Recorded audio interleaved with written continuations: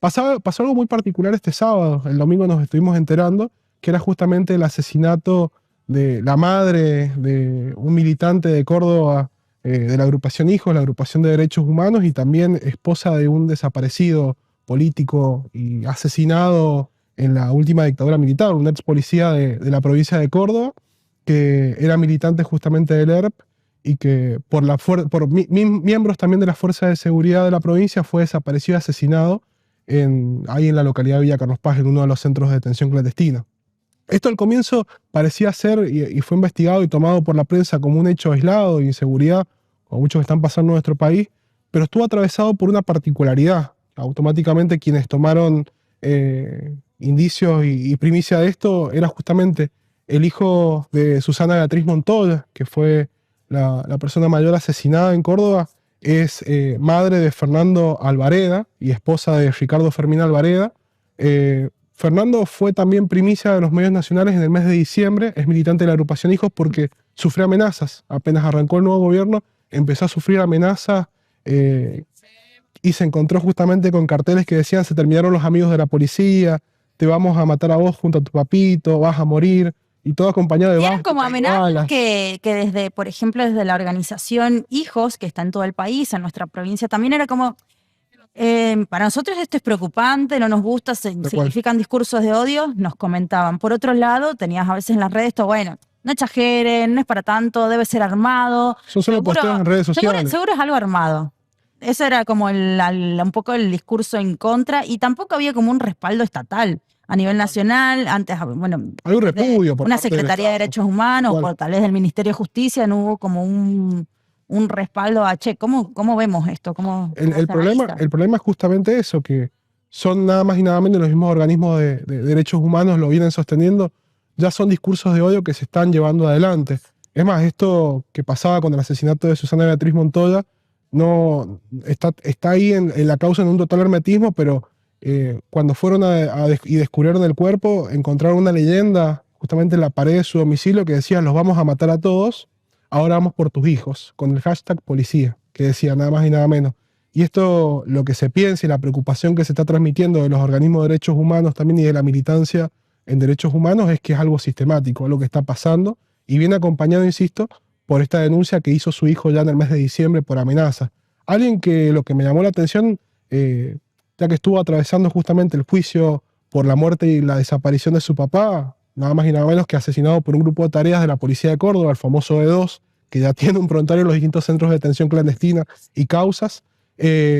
Lo contaba con total naturalidad Fernando, de que él ya históricamente viene recibiendo estas agresiones, estas amenazas, pero la preocupación fue tal cuando en el mes de diciembre se encontró justamente con esta fuerte amenaza, un mensaje acompañado de una esvástica y balas, nada más y nada menos, que bueno, que terminó hoy trágicamente este fin de semana con el asesinato de su mamá. Me parece que eso es uno de los puntos que más llama la atención, justamente la falta de repudio por parte del Estado Nacional. Falta de repudio, y también hay algo que está organizando en torno a esto que tiene que ver con hijos, también con madres, o sea, todo lo que ha tenido que ver con los principales organismos de derechos humanos que actuaron en visibilizar lo que pasaba en la dictadura cívico-militar. Tal cual. Porque también, bueno, hubo una integrante de Hijos que fue secuestrada y abusada en la ciudad de Buenos Aires. Esto estamos hablando aproximadamente, fue en el mes de marzo. En el mes de marzo, previo a la... Cual Sabrina Wolf fue nada más. Insisto, esto es algo que uno podría hacer tranquilamente un recorrido. En pocos meses, y a su vez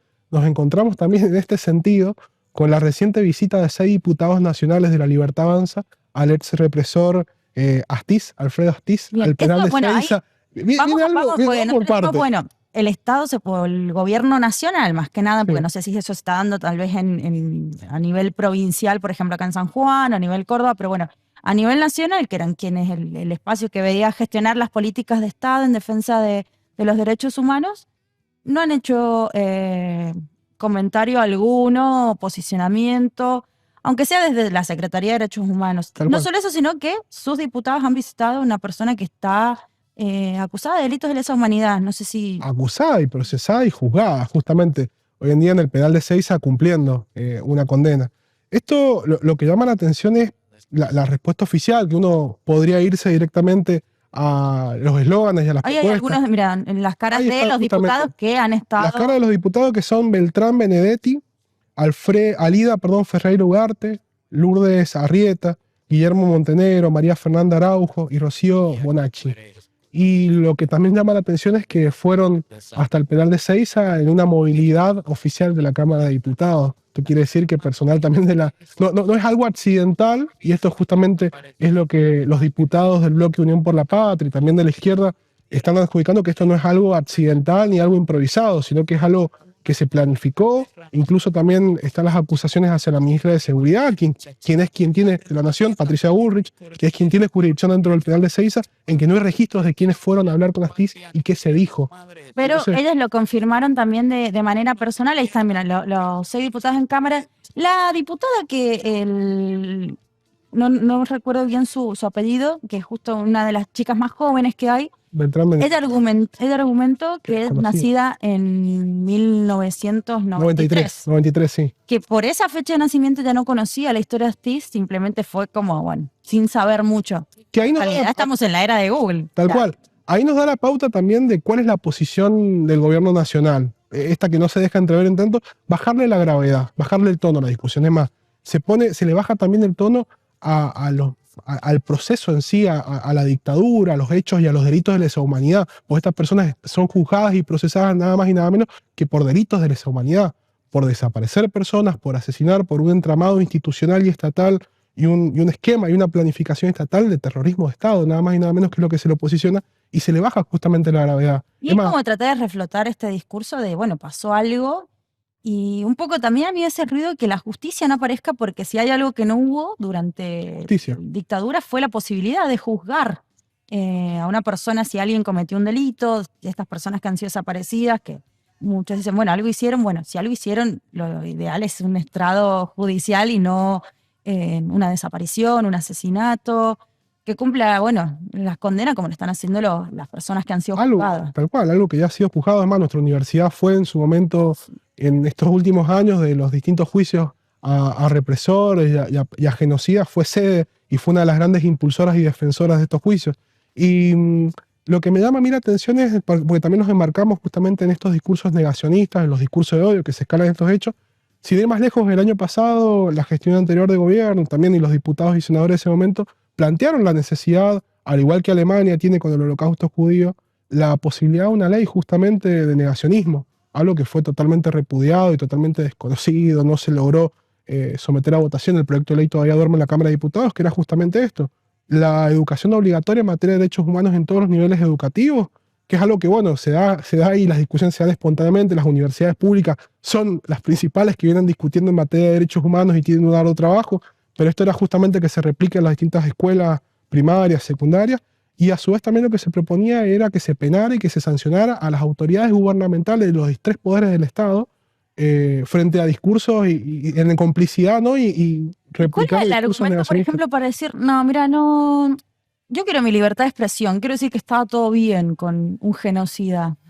Porque también porque algunos deben pensar que enojarnos o repudiar dictadura, que se repudie, lo estoy diciendo muy livianamente igual, porque en realidad la palabra repudio creo que queda corta para todo el sistema y todo el daño que se hizo, no solo a nivel de derechos humanos, de vidas, sino también a nivel hasta económico, a nivel social, también. Institucional. El justificativo a veces es que las personas a las que se atacó no coincidían con mi ideología. Yo no era... El famoso algo habrán hecho. Claro, pero era como, bueno, esa gente que es militante de tal o cual partido, está bien porque esos partidos son cuestionados y en realidad, nada, partidos que al día de hoy siguen participando en la vida democrática, ¿no? Mira, desde lo que puedo argumentar, creo que hay distintas vertientes que vienen a justificar justamente eso. Por un lado, primero está, y es parte de un sector de gobierno muy fuerte, representado por la vicepresidenta, esta cuestión de la memoria ciega, la memoria a medias que ellos vienen planteando, que es justamente de que se cambia el paradigma y se plantea de que los militantes y las personas desaparecidas también tenían responsabilidad. Este argumento todo el tiempo que viene que era una guerra, digamos, y que se debía juzgar en ese nivel, y cuando en realidad no fue así. Quienes detentaban justamente el poder institucional, las armas, el poder económico y simbólico, era justamente la junta militar y también la estructura civil que acompañaba a ese gobierno militar.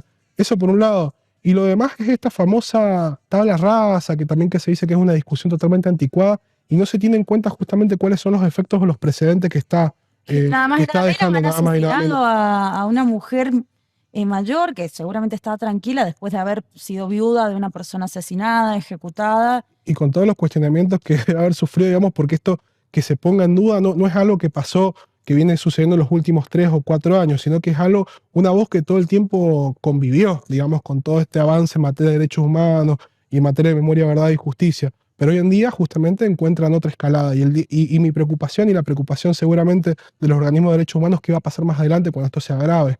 Justamente que se van a permitir y se van a legitimar prácticas Incluso a quienes violentas por parte del Estado. quienes tal vez avalan este tipo de cosas. Que haya, para mí fue muy repudiable encontrar a alguien cerca del presidente Javier Milei con un arma o que le tiraran. Eso es muy peligroso porque también, bueno, esta escala de violencia se puede ir disparando a todos lados, en realidad. Y es repensar, uno lo Puede podría, rebotar, digamos. tal cual, Boomerang. uno lo podría pensar desde la teoría política, un terreno del cual no me voy a meter mucho, pero en realidad, Ni que estudiara ciencias justamente, políticas. bueno, no soy todavía especialista en el tema, pero es justamente que se cambia un poco el paradigma en la política, ¿no? Y también se traslada a las otras esferas de la sociedad. Es justamente empezar a concebir al otro, el que no piensa como yo, como un enemigo y no como un adversario. Es el enemigo al cual yo tengo que destruir.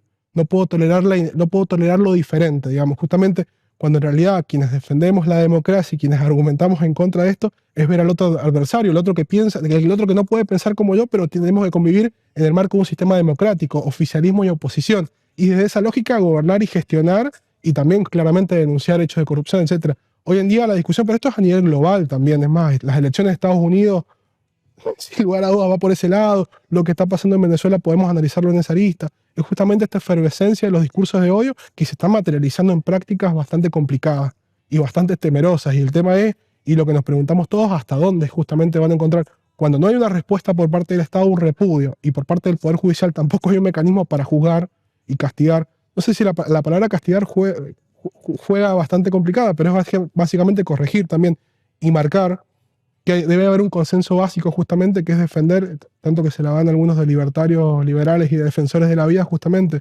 el límite de la discusión política tiene que ser la preservación de la integridad física del Está bien otro. que da límites. Los tiene que, Los así tiene que como, haber. por ejemplo, bueno, han salido incluso, por ejemplo, Estela Carlotto ha salido a repudiar e incluso tratar La nada, violencia en Venezuela. violencia en Venezuela por parte de Maduro, cuando, bueno, antes se relacionaba de que, las madres están con... Sí, pero Y hoy en día, digamos, o sea, no, ahí cuando uno ya se pasa un tiempo y dice, no, mira, las cosas están siendo así, por ejemplo, Estela Carlotto ha salido a repudiar eso. tal cual, es también parte de esta grieta que, insisto, capaz que 5 años atrás o 10 años atrás uno podía discutir la grieta de otra manera. Hoy en día es esto, justamente lo que pasaba, que vos defiendas y que vos critiques te posiciona de un lado político y del otro. O sea, no hay una posibilidad, digamos, a ponerse por fuera de esas dos polarizaciones. Lo vimos en la elección del año pasado, justamente.